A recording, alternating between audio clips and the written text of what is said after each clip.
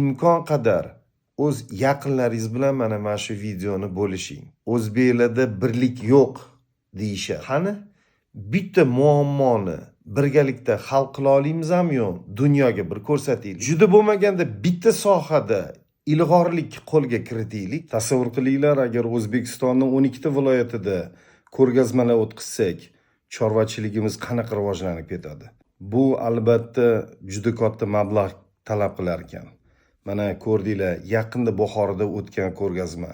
Bu ko'rgazmalarni ishtirokchilari o'zi o'rtaga pul tashab turib shu narsani amalga oshirdi. Lekin bu ko'rgazmalarda faqat zodagon katta qo'chqorlar ishtirok etdi. Xalq boqayotgan qo'chqorlar ishtirok etmadi.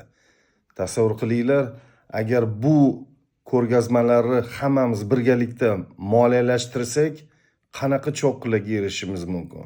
Nahotki hammamiz juda bo'lmaganda bitta muammoni hal qila olmasak, o'zbeklar birlasha olmaydi deydi. Kelinglar, dunyoga bir ko'rsataylik. Qanaqasiga birlashib turib, bitta bo'lsa ham muammoni hal qilishimizni. Kelajagimizni o'zgartirishi mumkin bo'lgan narsaga hissa qo'sha olmaymizmi? Nima qilamiz? Qo'limizdan kelgancha pul o'rtaga tashab, shu ko'rgazmani amalga oshira olamizmi yoki yo'qmi?